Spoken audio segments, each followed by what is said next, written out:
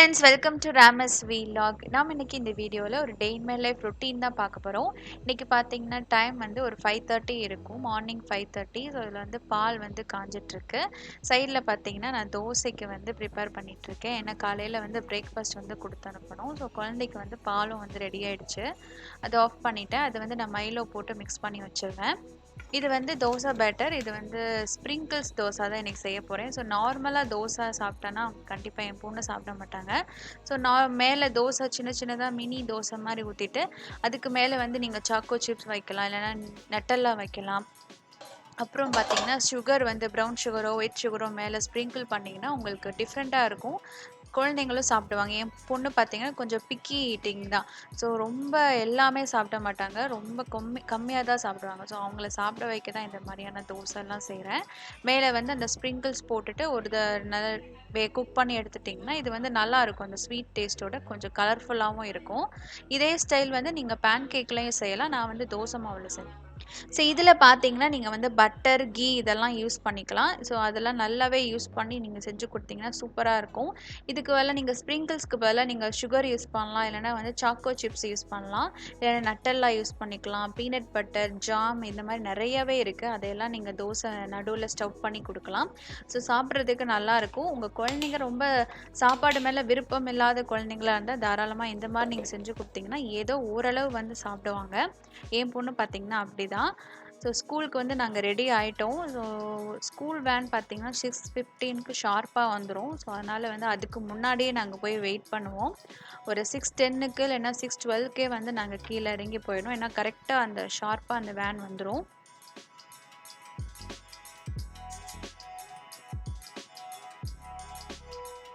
இன்றைக்கி பார்த்தீங்கன்னா நாங்கள் கீழே இறங்கி வர கரெக்டாக வந்து வேன் வெயிட் பண்ணிட்டு இருந்துச்சு. ஸோ ஸ்கூலுக்கும் கிளம்பி போயிட்டாங்க.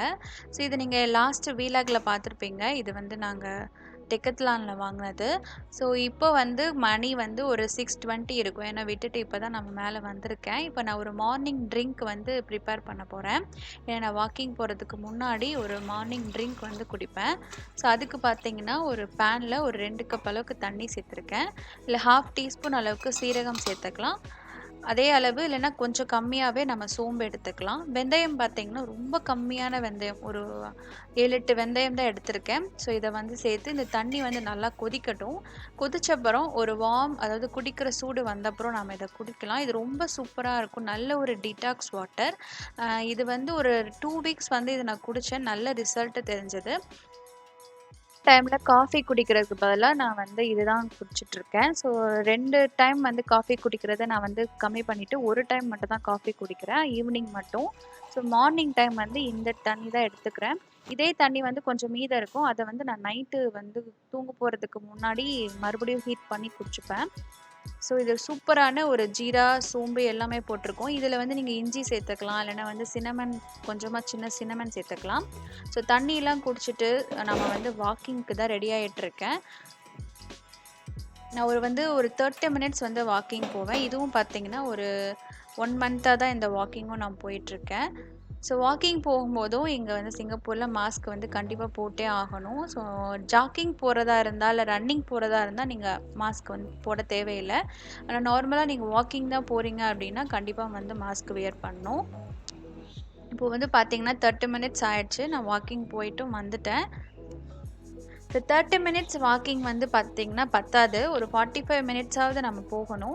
நான் இப்போ வந்து ஸ்டார்ட் பண்ணியிருக்கிறதுனால 30 மினிட்ஸ் தான் போகிறேன். அதுக்கப்புறம் வேணால் நான் இன்க்ரீஸ் பண்ணிப்பேன். ஸோ இது பார்த்திங்கன்னா சிங்கப்பூரில் இருக்கிற எல்லா அப்பார்ட்மெண்ட் முன்னாடிக்கும் இந்த மாதிரியான ஸ்க்ரீனிங் வந்து வச்சுருக்காங்க.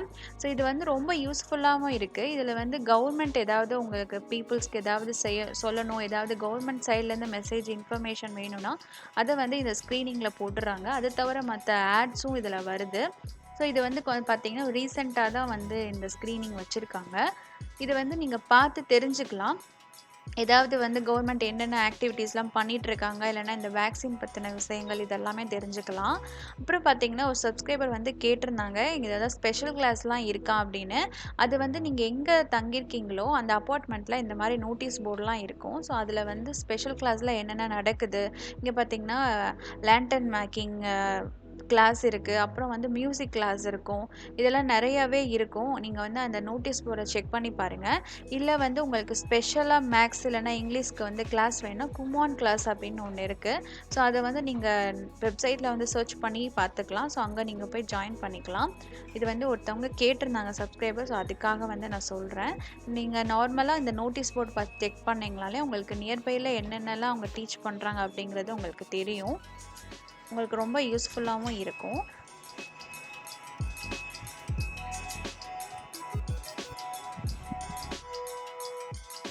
ஸோ திரும்பியும் பார்த்தீங்கன்னா வாக்கிங் போயிட்டு வந்துட்டு கொஞ்சம் நேரம் ரெஸ்ட் எடுத்துகிட்டு திரும்ப கொஞ்சம் நேரம் எக்ஸசைஸ் பண்ணுவேன். அது வந்து ஒரு 15 மினிட்ஸ் தான் செய்வேன்.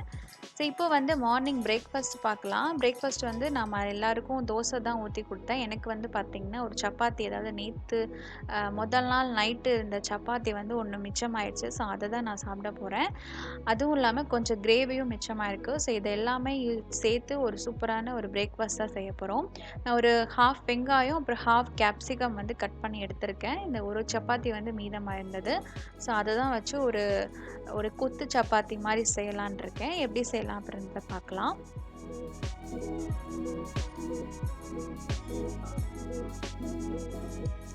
நம்ம முதல்ல பார்த்தீங்கன்னா கொஞ்சமாக எண்ணெய் சேர்த்து அதில் வந்து அந்த வெங்காயத்தை போட்டு வதக்கிட்டேன். அது கூடவே வந்து கேப்சிகம் போட்டும் வறுத்துட்டேன்.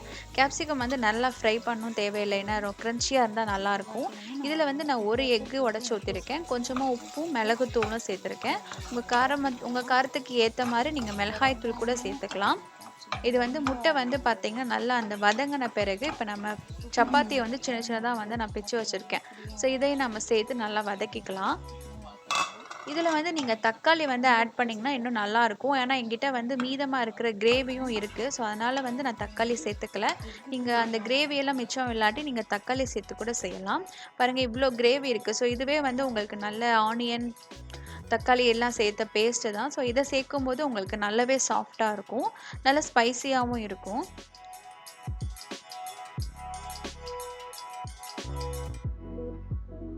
ஸோ இதை சேர்த்துட்டு நல்லா வந்து மிக்ஸ் பண்ணிவிட்டு ஒரு மீடியம் ஃப்ளேமில் வச்சு நல்லா மூடி போட்டு குக் பண்ணிக்கிட்டிங்கன்னா அந்த சப்பாத்தியில் நல்லாவே அந்த ஸ்பைசி அந்த உப்பு எல்லாமே இறங்கிடும், சாப்பிட்றதுக்கும் நல்லாயிருக்கும். இதில் உங்களுக்கு காரம் வந்து இன்னும் அதிகமாக வேணும்னா கடைசியாக வந்து மிளகுத்தூள் வந்து இன்னும் அதிகமாக சேர்த்துக்கலாம். இதில் நீங்கள் எக்ஸ்ட்ராவாக வெஜிடபிள்ஸ் கேரட் கூட சேர்த்துக்கலாம், பீன்ஸ் கூட நீங்கள் இன்னும் வதக்கியே சேர்த்துக்கலாம். அது இன்னும் ஹெல்த்தியாகவும் இருக்கும், நல்ல ஒரு ஃபில்லிங்கான பிரேக்ஃபாஸ்ட்டாக இருக்கும். ஸோ சூப்பரான ஒரு கொத்து சப்பாத்தி ரெடி ஆகிடுச்சு. ஸோ இதுதான் நாங்கள் சாப்பிட போகிறோம். சாப்பிட்டுட்டு பார்த்தீங்கன்னா திரும்ப வந்து ஒரு 1 ஹவர் தான் கேப் இருக்கும், 1 or 2 1.5 ஹவர் தான் கேப் இருக்கும். திரும்ப நாங்கள் ஸ்கூலுக்கு கிளம்பிட்டோம்.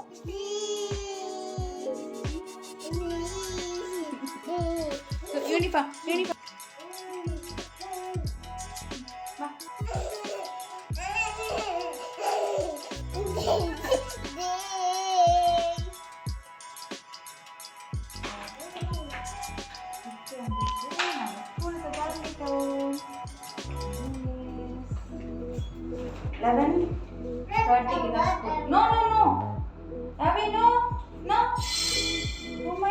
ஸோ லிஃப்ட்டில் பார்த்தீங்கன்னா அந்த பெல் ஐக்கான் இருக்கும், ஏதாவது எமர்ஜென்சினா கூப்பிடுறதுக்கான ஒரு ஐக்கான். ஸோ ஒரு பட்டன் இருக்கும், அது வந்து அது அமுக்காத அப்படின்னு சொன்னால் வேணும்னுக்கே வீம்புக்குன்னே அது அமுக்குவாத. ஸோ அது வந்து வேணான்னு சொன்னாலும் நோ சொன்னாலும் கண்டிப்பாக அதை செஞ்சே ஆகணும். அவ்வளோ வந்து நாட்டி திங்ஸ் பண்ணுவான். ஸோ வந்து ஸ்கூலுக்கு இப்போ வந்து 11:30 டைமு. ஸோ 11:30 பேட்ச் தான் நாங்கள் பண்ணியிருக்கோம், அப்ளை பண்ணியிருக்கோம். ஸோ அதனால் 11:30க்கு தான் போகிறாங்க ஸ்கூலுக்கு. இதுதான் பார்த்தீங்கன்னா ஸ்கூல் யூனிஃபார்ம். இந்த மாதிரியான ஒரு ஏதாவது நர்சரி ஸ்கூல்ஸ் வந்து நிறையாவே உங்கள் அப்பார்ட்மெண்ட் பக்கத்தில் இருக்கும். நீங்கள் சர்ச் பண்ணி பாருங்கள். ரொம்ப நியர்பையாக இருக்கிற ஸ்கூல்ஸை வந்து நீங்கள் செலக்ட் பண்ணிட்டீங்கன்னா உங்களுக்கு ரொம்பவே யூஸ்ஃபுல்லாக இருக்கும். Come.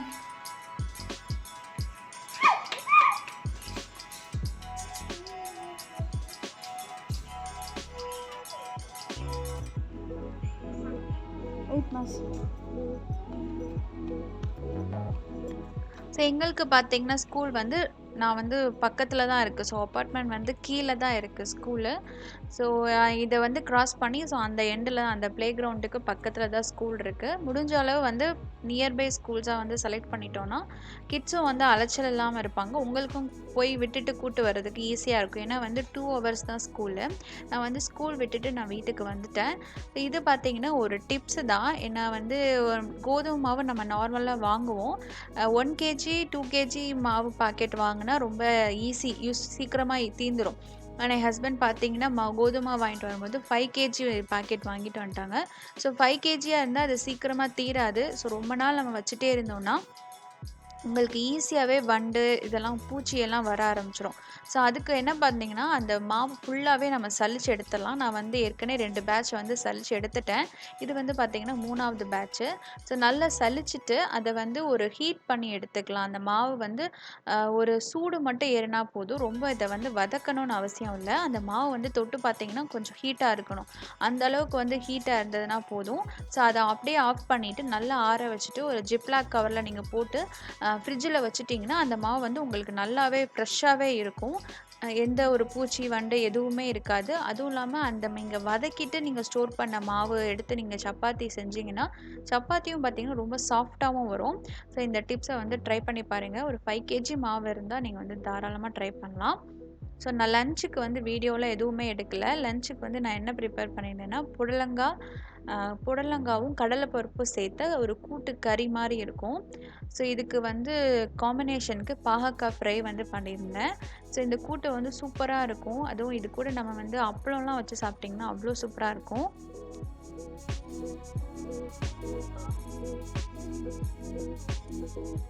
இது வந்து நம்ம வந்து சப்பாத்திக்குமே ரொம்ப நல்லாயிருக்கும் இந்த கூட்டு. ஸோ சப்பாத்தி சாப்பிடும்போதும் இல்லைன்னா வந்து தோசைக்குமே நல்லாயிருக்கும். ஸோ இந்த கூட்டு இந்த மாதிரியான ரெசிபி செய்யும்போது உங்களுக்கு சைட் டிஷ் வந்து நல்ல காரமாகவும் இருந்தால் ரொம்ப நல்லாயிருக்கும். அதனால தான் நான் வந்து பாக்க ஃப்ரை பண்ணியிருந்தேன். இது 2க்கும் காம்பினேஷன் வந்து ரொம்பவே நல்லாயிருக்கும். ஸோ அடுத்து பார்த்தீங்கன்னா ஸ்ட்ரெயிட்டாக வந்து டின்னருக்கு போயிடலாம். டின்னருக்கு வந்து நான் வந்து சப்பாத்தி தான் செய்ய போகிறேன். ஸோ சப்பாத்திக்கு சைட் டிஷ் பார்த்தீங்கன்னா, நான் இந்த சீட்ஸை வச்சு தான் நான் வந்து கிரேவி செய்ய போகிறேன். இது பார்த்தீங்கன்னா லோட்டஸ் சீட்ஸு.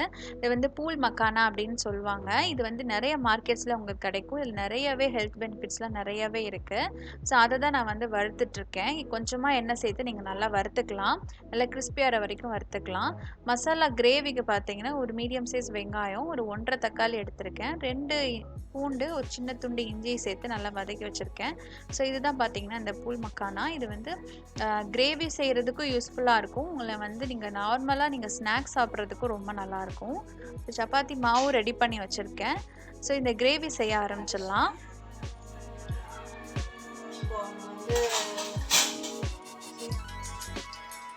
ஸோ கிரேவி செய்கிறதுக்கு பார்த்தீங்கன்னா, இது வந்து ஒரு பட்டர் மசாலா மாதிரி தான் இருக்கும். ஆனால் பட்டர் வந்து ரொம்ப கம்மியாக தான் சேர்த்துருக்கேன். ஒரு 1 டேபிள் ஸ்பூன் அளவுக்கு தான் பட்டர் எடுத்திருக்கேன். கொஞ்சமாக வந்து எண்ணெய் சேர்த்துக்கலாம்.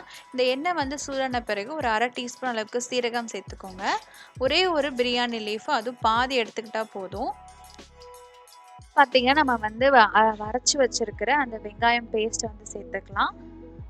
நம்ம ஏற்கனவே நல்லாவே வதக்கியிருக்கோம். அதனால வந்து மசாலா தூள் சேர்த்து நல்லா ஒரு 2, 3 தடவை கொதிச்சா மட்டும் போதும். இதில் வந்து தேவையான அளவுக்கு உப்பு சேர்த்துக்கலாம். மிளகாய் தூள் பார்த்தீங்கன்னா, உங்கள் காரத்துக்கு ஏற்ப சேர்த்துக்கோங்க. மஞ்சள் தூள் ஒரு 1/4 டீஸ்பூன் அளவுக்கு சேர்த்துக்கலாம். 1 டீஸ்பூன் அளவுக்கு மல்லித்தூள், 1/2 டீஸ்பூன் அளவுக்கு கரம் மசாலா பவுடர் வந்து சேர்த்துக்கலாம்.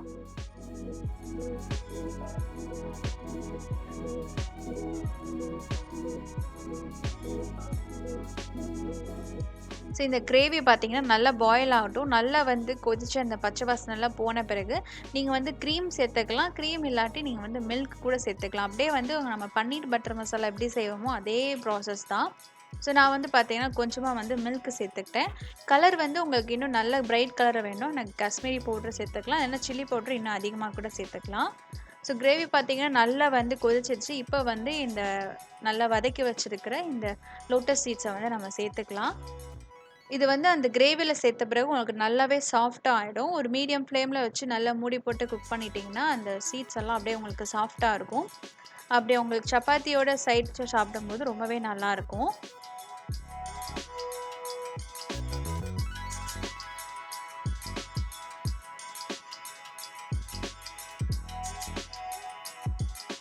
ஸோ ஃபைனலாக பார்த்தீங்கன்னா, நீங்க கசூரி மேத்தி இருந்தா அதையும் சேர்த்துக்கலாம். இல்லாட்டி வந்து நீங்க மல்லி இலைகள், அதுவும் வந்து மல்லி இலையும் நல்லா வந்து பொடியா கட் பண்ணி அதுவும் சேர்த்துக்கிட்டிங்கன்னா, உங்களுக்கு நல்ல ஃப்ளேவரா இருக்கும்.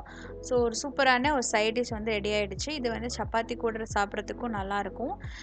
இத வந்து நீங்க தனியாவே நல்லா வந்து எண்ணெயில வதக்கிட்டு, உப்பு, மிளகுத்தூள் போட்டு சாப்பிட்டிங்கன்னா, பாப்கார்ன் வந்து டேஸ்ட் என்ன இருக்குமோ, அதே மாரி டேஸ்ட் இருக்கும்.